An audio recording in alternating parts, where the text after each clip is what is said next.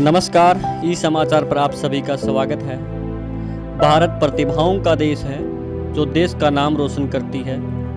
आज हम आपको ऐसे ही एक शख्स मूर्तिकार से मिलवाने जा रहे हैं। राजस्थान के हनुमानगढ़ जिले के नौहर तहसील के एक छोटे से गांव में मूर्तिकार त्रिलोक मंडल से मिलवाते हैं। उनके हाथों में एक ज़बरदस्त जादू है।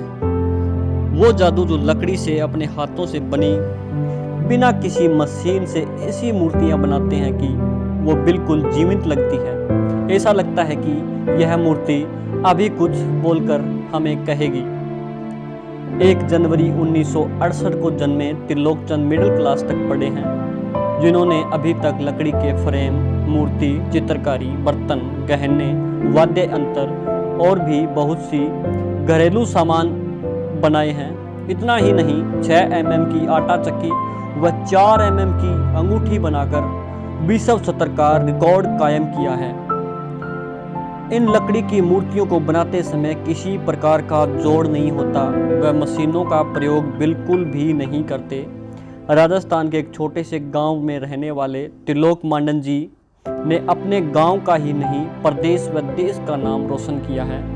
विदेशों में जिस तरह आर्टिस्ट का जहां इतना सम्मान होता है, उनकी बनाई हुई कला करोड़ों में बिकती है, वहीं हमारे देश में ऐसे विश्व स्तरीय कलाकारों को, जिनकी कला का मुकाबला कोई भी देश नहीं कर सकता, हमारी सरकारों की अनदेखी की वजह से कोई मदद करना तो दूर, सरकारों द्वारा उनको पुरस्कृत भी नहीं किया जाता।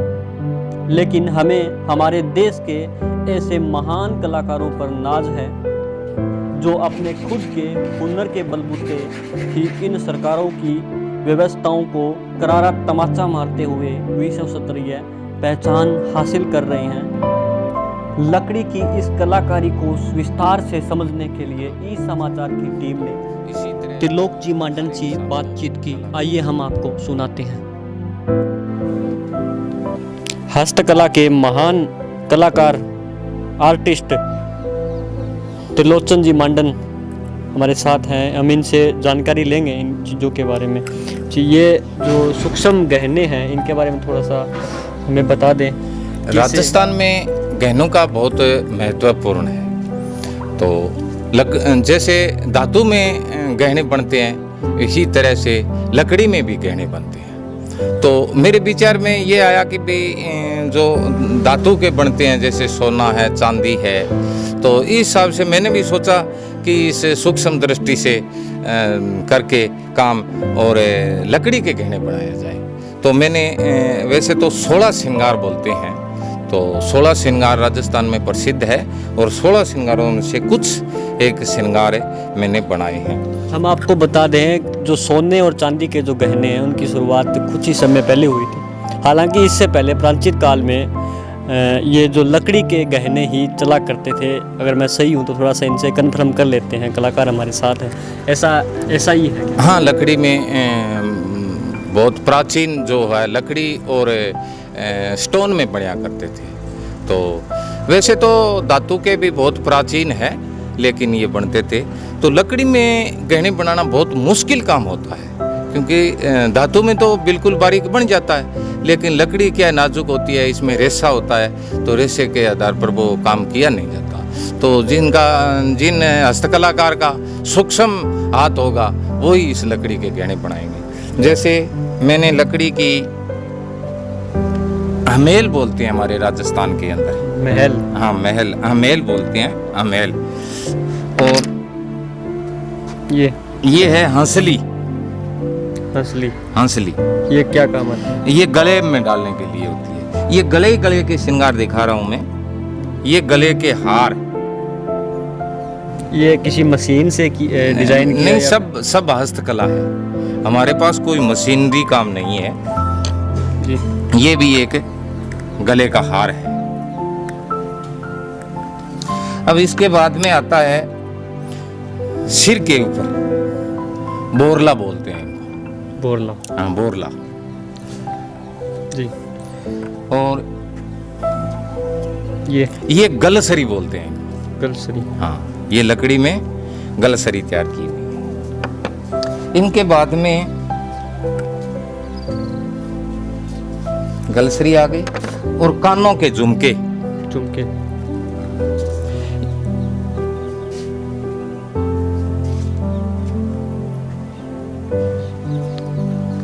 ये बारीकी जो है ये पूरी लकड़ी पर। हाँ, ये पूरी लकड़ी में है, पूरी लकड़ी में। अच्छा, इसके लिए कौन सी लकड़ी आप ज़्यादा?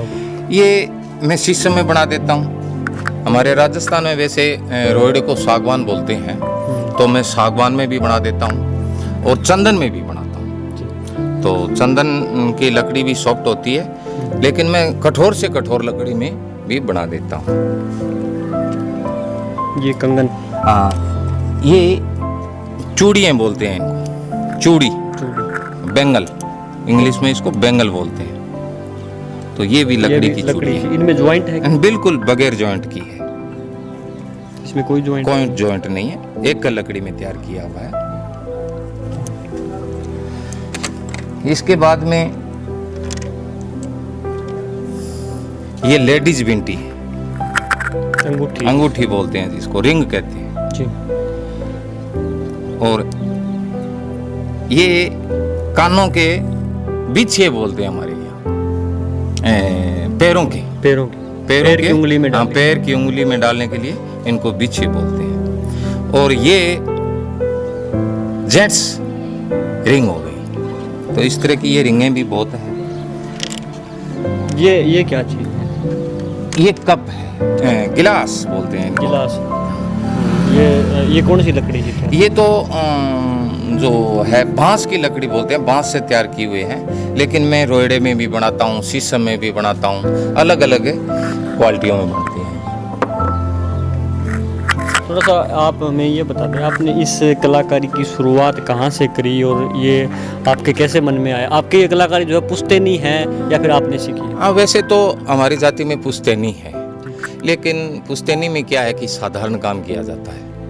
साधारण में जैसे जोड़ी, पल्ला है, माचे बनाने हैं जिसको खाट बोलते हैं, खाट बनाने हैं, या मान लीजिए भी किसानों के जो भी औजार काम में आते हैं, जैसे हल है, कसिया है, इस तरह के औजार बनते हैं। फर्नीचर का काम, और इसको आप अंग्रेजी में कारपेंटर बोल सकते हैं। हाँ, तो इनके बाद में क्या है, मैं सर्वप्रथम मिडिल क्लास 84-85 के अंदर डंडेला से की, और इनके बाद में मैं 84-85 में पास करने के बाद में ग्रामोत्थान संग्रिया चला गया। तो संग्रिया में पढ़ाई के अंदर मैं वहाँ पर एक क्या है कि गेट था उनका ऑफिस का, और ऑफिस के गेट के आगे एक बेल बूंटे वाली एक गेट बना हुआ था। तो उनको देख करके मेरे एक ऐसा जुनून पैदा हुआ, तो वहाँ से मैंने पढ़ाई छोड़ दी, और पढ़ाई छोड़ने के बाद में मैं 9th तक पढ़ा था। वैसे मिडिल पास ही हूँ, 9th में फेल हो गया था, मैं बीच में छोड़ दिया था।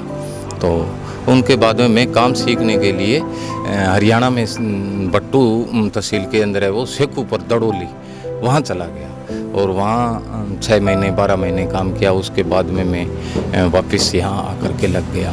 कुछ साल फर्नीचर, जोड़ी, पल्ला, साधारण काम किया, और साधारण में भी मैंने चरखे बनाए, जो ऊँट के पिलान होते हैं वो बनाए, ढांचिए बनाए, गाड़ी बनाई। तो ये बनाने के बाद में फिर मैं थोड़ा सूक्ष्म में चला गया। तो मेरे से 4 किलोमीटर दक्षिण की तरफ एक गांव है टोपरिया। तो टोपरिया से क्या है कि एक संत लाल नाम के बोलते हैं इसको, एस कुमार पेंटर के नाम से कहते हैं। तो उसका सानिध्य मिला मेरे को, तो वो उन्होंने कुछ आर्ट वगैरह सकेज करके दिए, और उनके बाद में मैं फिर ये काम में आर्ट में पड़ गया। तो इसके बाद में मैं करता करता इतना सूक्ष्म काम होया कि मैं मूर्तियाँ बनाने लग गया। हर इंसान का चेहरा बना सकता हूँ, और ये आपके सामने है। और लकड़ी के बर्तन, कितनी मूर्तियाँ बनाई? करीबन मैंने हजारों आइटम बना दिए। हाँ, हजारों आइटम मूर्तियों में भी है, बर्तनों में भी है, और गहनों में भी है, अलग अलग है। मतलब मैंने हजारों आइटम सारे कुल मिलाएं तो हजारों आइटम, पता नहीं कितने तो मेरे से भेंट हो गए हाथों से, बड़े इनकी कोई प्रदर्शनी वगैरह भी कहीं? यहाँ प्रदर्शनी वगैरह भी लगी हुई है। मेरे तहसील स्तर पर प्रदर्शनी लगी हुई है, जिले स्तर पर प्रदर्शनी लगी हुई है, चंडीगढ़ में भी मोहाली के अंदर मेरी प्रदर्शनी लगी हुई है। तो इस तरह से प्रदर्शनियाँ भी काफ़ी लगी हुई है। एक राजस्थान में सरदार शहर तहसील के अंदर मोमासर गाँव आता है, जो अभी तो डूंगरगढ़ तहसील में आ गया, तो वहाँ मेरी प्रदर्शनी 2-3 बार लग गई है। तो इसके लिए कोई अवार्ड वगैरह भी आपको कहीं? हाँ, अवार्ड मेरे पास अवार्ड बहुत हैं, मेडल भी बहुत हैं। इसमें 2 विश्व रिकॉर्ड है मेरे। क्या आपने विश्व रिकॉर्ड भी? 2 विश्व रिकॉर्ड है, कुछ बुकों में मेरे दर्ज है। तो जो आटा चक्की बोलते हैं, राजस्थान में इसको घटी कहते हैं, या फ्लोर मिल कही इंग्लिश में।